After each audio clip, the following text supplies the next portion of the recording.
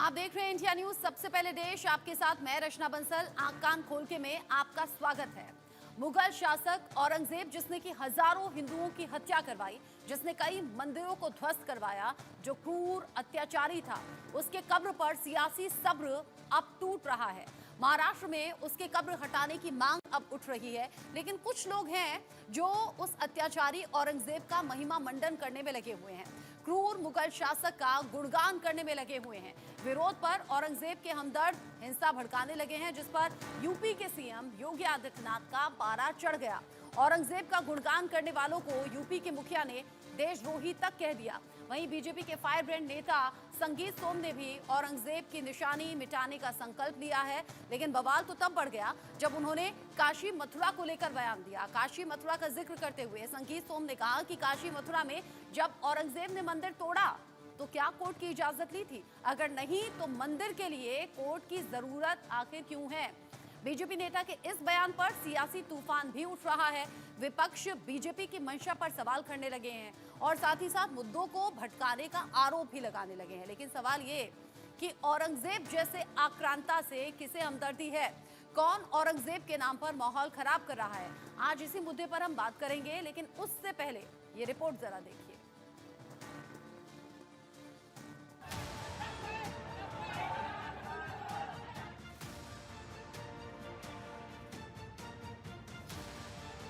औरंगजेब के हमदर्दों ने जब हाहाकार मचाया, महाराष्ट्र के नागपुर में बवाल कराया,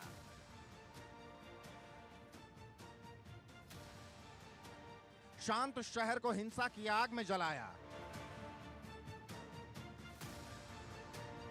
क्रूर औरंगजेब का महिमा मंडन किया, तब यूपी के मुखिया योगी आदित्यनाथ का पारा चढ़ गया। बहराइच की जनसभा से सीएम योगी ने आक्रांता का महिमा मंडन करने वालों को देशद्रोही करार दे दिया। किसी भी आक्रांता को महिमा मंडन नहीं करना चाहिए। आक्रांता का महिमा मंडन का मतलब देशद्रोह की नींव को पुख्ता करना, और स्वतंत्र भारत ऐसे किसी देशद्रोही को स्वीकार नहीं कर सकता है। योगी के इस बयान ने सियासी गलियारे का तापमान चढ़ा दिया और राजनीतिक गलियारा तब और तपने लगा जब बीजेपी के फायर ब्रांड नेता संगीत सोम ने औरंगजेब को लेकर राहुल गांधी और समाजवादी पार्टी के अध्यक्ष अखिलेश यादव पर तीखा हमला किया। औरंगजेब कैसे महान हो सकता है? लेकिन लोगों ने, वो चाहे राहुल गांधी रहे हो, चाहे अखिलेश यादव रहे हो, कांग्रेस का इतिहास रहा, क्यों लोगों ने देश में औरंगजेब के नाम पर सड़कें बनाने का काम किया? मैं पूछना चाहता हूं कि इतने बड़े आताताई के नाम पर सड़कों का नाम रखने की जरूरत क्या थी? मैं आप लोगों से कहना चाहता हूं कि अगर औरंगजेब देशद्रोही था तो राहुल गांधी और अखिलेश जैसे भी लोग देशद्रोही की श्रेणी में आते हैं। दोस्तों, संगीत सोम यही नहीं रुके, उन्होंने औरंगजेब को लेकर राहुल गांधी और अखिलेश यादव पर कटाक्ष करते हुए मुगलों की पहचान मिटाने का भी संकल्प लिया। इसके साथ ही बीजेपी नेता ने काशी मथुरा को लेकर भी बड़ा ऐलान कर दिया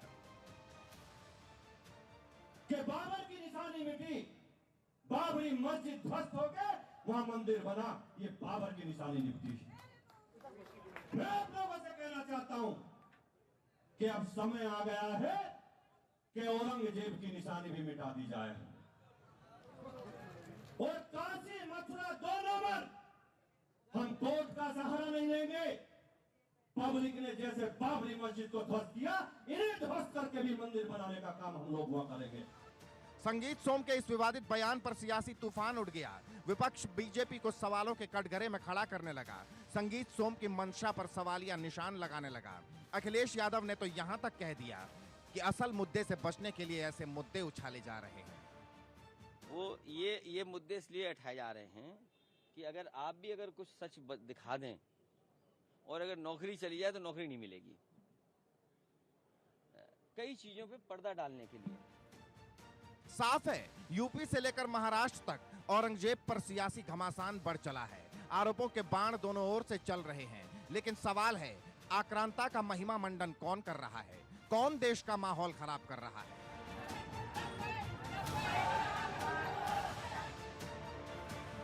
bureau report, India news.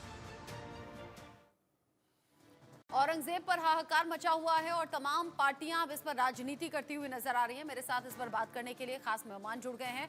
Anirudh Pratap Singh मेरे साथ जुड़ गए हैं, बीजेपी के प्रवक्ता। जगदीश शर्मा जुड़ गए हैं, कांग्रेस लीडर। अशोक कुमार यादव समाजवादी पार्टी के प्रवक्ता के तौर पर जुड़े हुए हैं। साथ ही साथ स्वामी शैलेशानंद गिरी मेरे साथ में हिंदू धर्म गुरु के तौर पर हैं और इस्लामिक स्कॉलर के तौर पर फाजिल अहमद मेरे साथ में जुड़े हुए हैं। आप सभी का इंडिया न्यूज पर स्वागत। जिस तरीके से औरंगजेब को लेकर राजनीति गरमा रही है, इस बीच अशोक कुमार यादव जी, पहला सवाल मैं आप ही से पूछना चाहूंगी, क्या औरंगजेब से हमदर्दी समाजवादी पार्टी को है क्या? क्योंकि कोई सपोर्ट में आता है तभी बोलने का मौका बीजेपी और बाकी पार्टियों को मिल रहा है। किसको होगी जो औरंगजेब की विचारधारा को फॉलो कर रहे हैं। औरंगजेब के शासनकाल में सबको पता है कि धार्मिक आधार पर उत्पीड़न होता था। आज योगी और मोदी के शासन में भी धार्मिक और जातीय आधार पर भेदभाव और उत्पीड़न चरम पर है। तो दोनों में समानता है, इसलिए औरंगजेब की विचारधारा को जो इनहेरिट कर रहा है, उस दल का नाम भारतीय जनता पार्टी, उस संगठन का नाम आरएसएस। दूसरी बात, आपने देखा होगा भारतीय जनता पार्टी एक 24 घंटा 7 दिन चुनाव मोड में रहती है और अभी बिहार विधानसभा का चुनाव होने वाला है, उसके बाद उत्तर प्रदेश का चुनाव होने वाला है। स्टार प्रचारकों की लिस्ट भाजपा ने बनानी शुरू कर दी है। उन स्टार प्रचारकों की लिस्ट में सबसे ऊपर नाम उसने डाला है औरंगजेब, दूसरा नाम सलार गाजी। बाकी जब चुनाव और नजदीक आएंगे तो बाकी मोदी जी, योगी जी, जितने भी लोग हैं उस लिस्ट में, स्टार प्रचारकों की लिस्ट में उनका भी नाम हो जाएगा। तो स्टार प्रचारकों की लिस्ट में उन्होंने औरंगजेब का नाम डाल रखा, क्योंकि जो उन्होंने कुकृत्य किया है 2014 से लोकसभा में, मतलब लोकसभा के चुनाव के बाद, और 2017 के उत्तर प्रदेश की विधानसभा के चुनाव, आप देखिए इतने इन्होंने गलत काम किए हैं कि उन गलत कामों पर पर्दा डालने के लिए ये लोग औरंगजेब को जगा रहे हैं और कह रहे हैं उठो औरंगजेब। अखिलेश यादव ये कह रहे थे कि मुद्दों से भटकाने का काम कर रहे हैं ये। वही मैं कह रहा था कि आप ये बताइए कि 69,000 शिक्षक भर्ती जैसा कांड इसी योगी सरकार ने किया।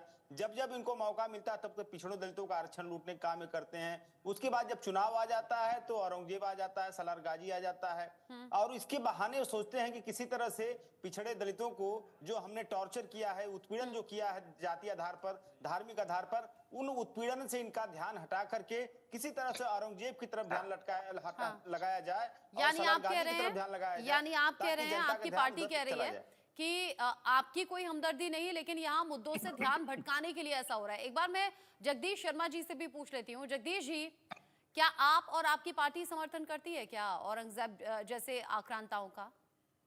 देखिए मैडम, ये हमारे तो जानकार नहीं कौन औरंगजेब है, इनके फूफा हैं, ये सुबह शाम उनको लेके चलते। मैं तो चैनल पे बोलता हूँ, इनको अच्छा लगता है औरंगजेब, अपने रिश्तेदार इनसे बांधकर आरोप हमारे पर लगाते हैं। कहना कि मैं समझता हूँ ये मोदी जी की उस विचारधारा का विरोध कर रहे हैं जो मोदी जी कहते हैं सुबह शाम रात दिन, सोते खाते पीते न खाते, सबका साथ सबका विकास। क्या ऐसा ही सबका साथ सबका विकास होता है? इनका मकसद एक ही है, चुनाव में हिंदू और मुसलमान को लड़वाना। कभी औरंगजेब को ले आएंगे तो औरंगजेब इतना इनको करूर लगता तो ताजमहल, लाल किला, कुतुब मीनार तुरंत हटा दो, हम तो उनके साथ है। पर ये लोग शोर मचाते हैं। इनके छोट भैया नेता ऐसी दलील देते हैं। कहना कि मैं समझता हूँ कि जो नेता बीमार, उनको दवाई की जरूरत है। संगीत सोम जैसे जो देश को गुमराह कर रहे हैं, देश को तोड़ने की बात कर रहे हैं। अब तो मोदी जी ने समर्थन किया था एआई का।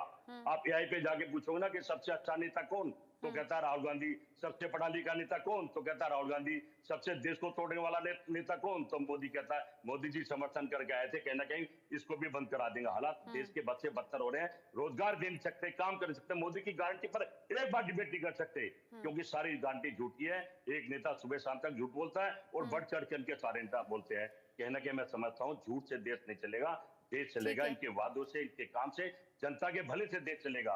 ये तो हिंदू मुसलमान से बाहर ही नहीं निकल रहे 14 साल से, इसी पे चले जा रहे हैं। आपके आरोप गंभीर हैं। अनिरुद्ध प्रताप सिंह जी, यहाँ समाजवादी पार्टी, कांग्रेस, दोनों ही लीडर ये कह रहे हैं ना तो हमें हमदर्दी है, ना हम कोई सपोर्ट कर रहे हैं। बीजेपी सिर्फ ये मुद्दा इसलिए उठा रही है क्योंकि चुनावों में फायदा लेना चाहती है और हिंदू मुसलमान करना इनके हित में है।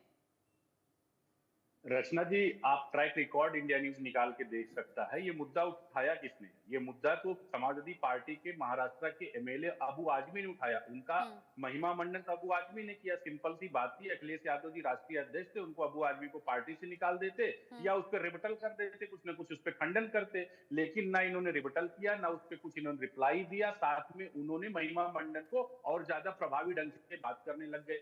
जाहिर सी बात है कि मुलायम सिंह यादव जी के ही बेटे अखिलेश यादव जी हैं जिन्होंने कार सेवकों पर गोली चलवाई, तो उनसे उम्मीद नहीं की जा सकती है।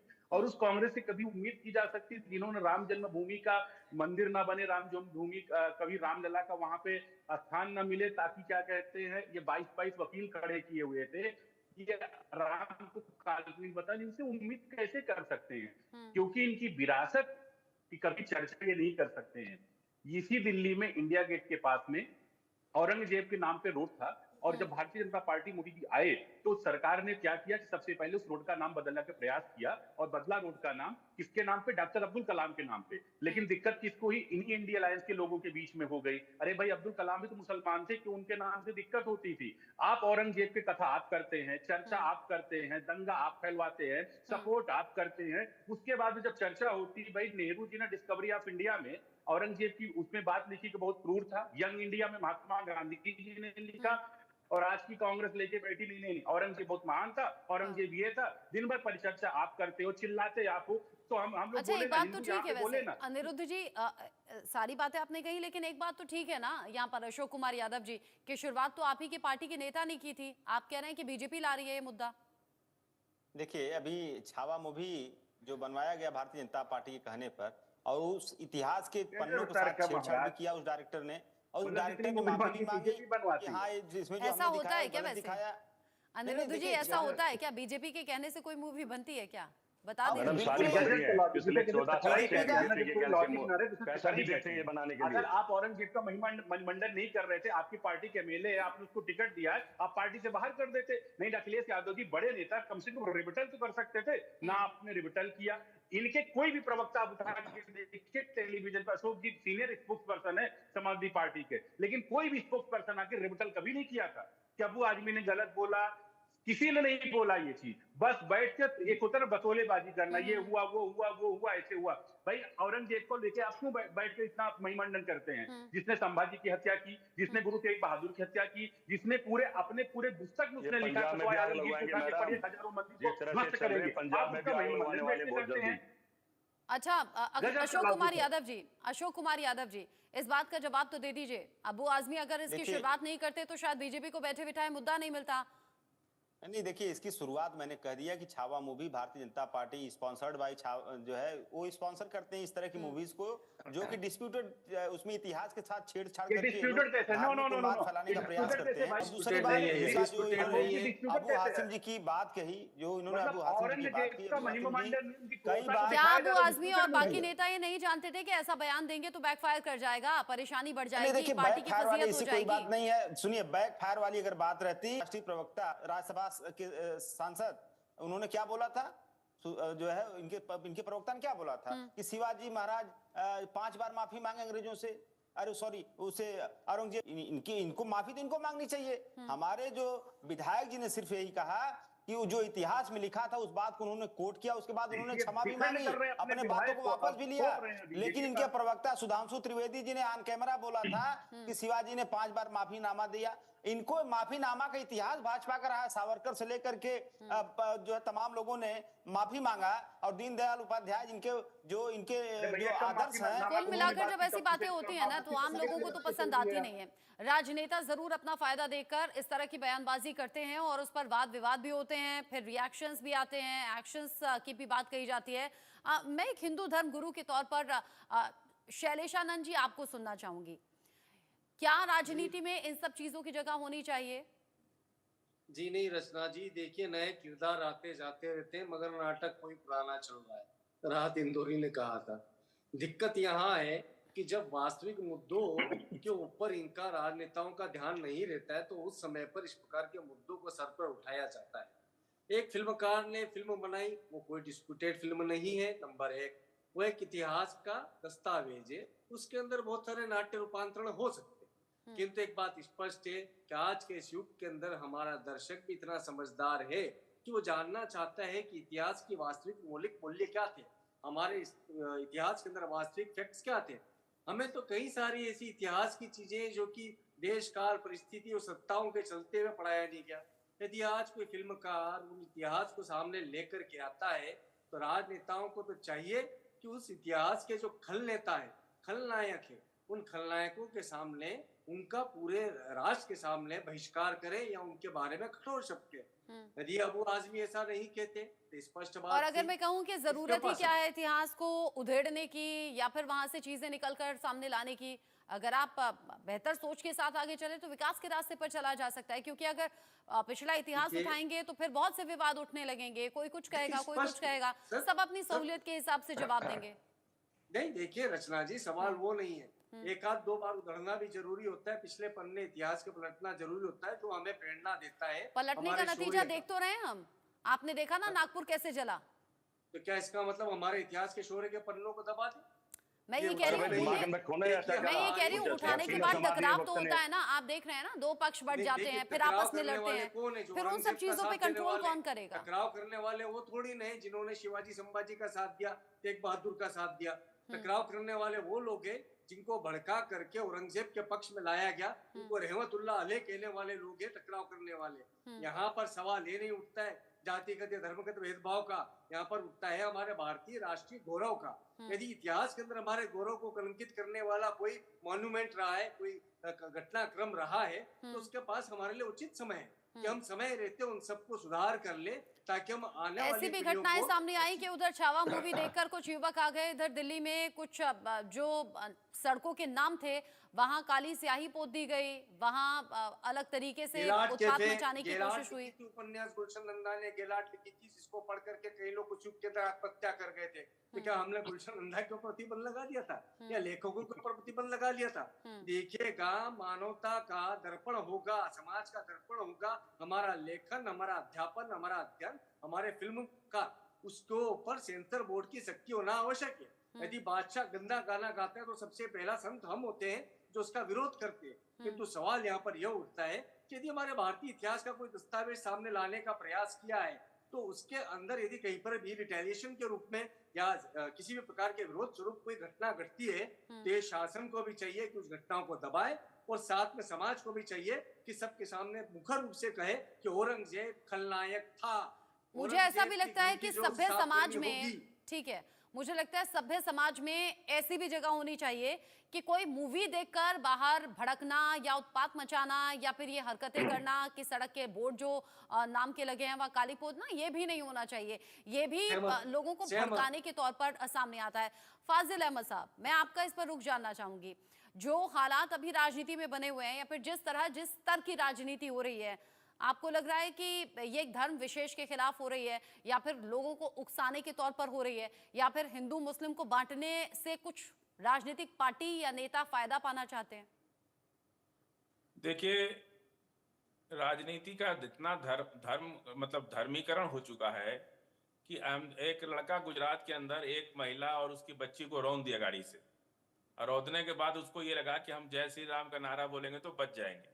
वो गाड़ी से निकला और वो लगा धार्मिक नारा लगाने। इस हद तक 44 दलितों की हत्या करने के बाद बिहार में जब फांसी की सजा हो गई तो कोर्ट से बाहर निकल के और जय श्री राम का या धार्मिक नारा लगाने लगा। लोगों को ऐसा लग रहा है कि कोई भी बैंक लूट लो, किसी की चेन लूट लो, कोई भी काम करो और धार्मिक नारा लगा दो तो हम बच जाएंगे। यानी देश में कानून संविधान को मानने वाले लोग खत्म हो चुके हैं, केवल धर्मांधता जब चीफ मिनिस्टर पूर्वक कर रहे। और दूसरी बात, रचना जी ये बात करते हैं औरंगजेब की, अगर औरंगजेब इतना सख्त शासक नहीं होते तब तो कोई मगध का राजा, कोई अवध का राजा, कोई लखनऊ का राजा, कोई बनारस का राजा, भारत खंड खंड में बट गया होता। ये तो अपनी जिंदगी का पूरी जिंदगी लगा के औरंगजेब ने भारत को अखंड बनाए रखा। अच्छा, 6000 और अपने खिलाफ उसकी आवाज को दबाने की कोशिश की। और हर राजा क्रूर होता है। आप तो औरंगजेब के मुफीद नजर आते हैं, मुरीद नजर आते हैं। फाजिल अहमद साहब, फाजिल अहमद साहब, औरंगजेब के मुरीद नजर आते हैं आप तो, औरंगजेब के मुरीद नजर आ रहे हैं आप। नहीं, हमारा तो डीएनए है औरंगजेब का, हम कहाँ उससे अलग हो रहे हैं, हम तो डीएनए है हमारा।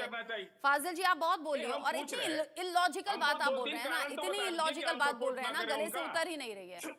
मैं अशोक कुमार यादव जी को इस आप बीच उल्टा लाना में, चाहूंगी। आप पूर्वाग्रह अशोक से कुमार ग्रसित यादव हैं, जी, इसलिए आपको नहीं उतर रही। MY समीकरण आप पर उल्टा चलती में, है आप पूर्वाग्रह समाजवादी से, आप पार्टी, किसी की अखिलेश महानता यादव जो पूरी मुसलमानों के जिंदगी नेता जिसने कहे अपने जाते देश हैं। को अखंड बनाने में फाजिल लगा अहमद दिया, साहब की बात पूरी कैसी लगी जिंदगी इस आपको? देश को एक करने में फाजिल लगा जी का दिया। ऑडियो डाउन कीजिए, आपको अशोक उसकी कुमार यादव जी लोकप्रियता जवाब अच्छी नहीं देंगे। लग रही है, तो अशोक आप कुमार यादव इतिहास जी, से, कैसे उल्टा ऐसी में- सोच पनप रही है? अशोक कुमार यादव जी, देखिए रचना जी, हमारी सबसे बड़ी बात मैं आपसे निवेदन करूंगा कि समाजवादी पार्टी का आंदोलन पीडीए आंदोलन है, इसको दूसरी तरफ मत आप कृपया मोड़ने का काम करिए।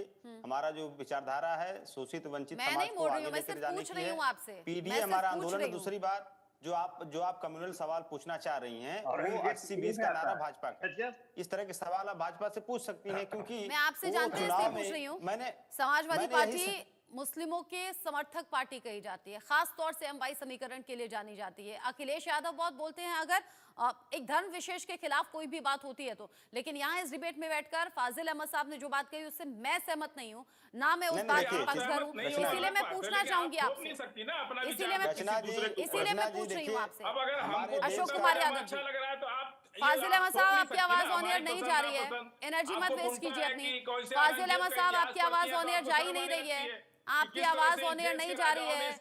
फाजिल जी की आवाज ऑन एयर जा ही नहीं रही है। अशोक कुमार यादव जी बोल रहे हैं। अशोक कुमार जी बोलिए। जवाब दो भाई का।